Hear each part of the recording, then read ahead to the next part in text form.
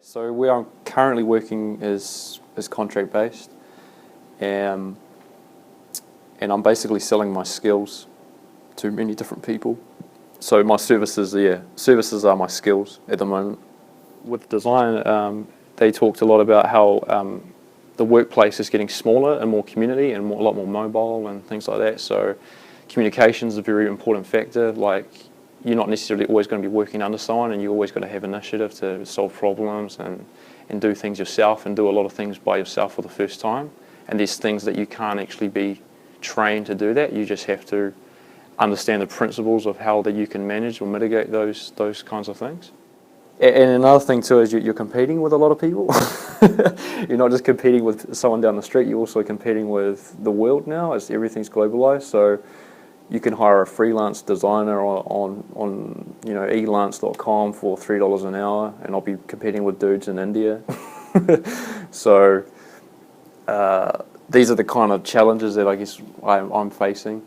And it's about one specialization, but also a variety of skills, and that kind of balance, I think, is quite a challenge, because you want to be known for your specialization, while at the same time you're expected to be able to do everything. So it's that kind of juxtaposition. So I'm sort of seeing again around me that there's talk about this, but it's not, I guess, normal yet.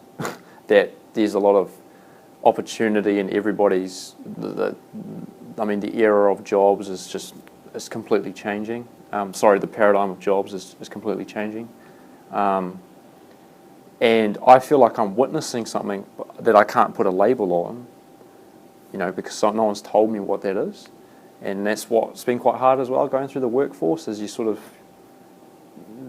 it's not like what people were telling you it's going to be like 10 years ago, what your tutors are saying, what you should expect, because it seems to be a lot different to what they're saying it was. And so you're like, what is this? It's like you're in the front lines and you're sort of like, what the hell's actually going on? A curiosity on my mind was that how can a degree that takes 3-4 years to complete adapt to an industry that's changing every year?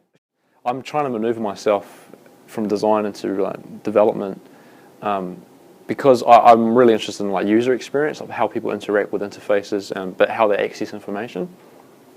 And design does a lot for that. But another field that's blowing up is analytics. Google's a perfect example. They got pretty much AI learning these trends to understand value, and they get access to pretty much all information, so they can see where all the trends are going, And I think that's what's going to be important, is how people understand these facts.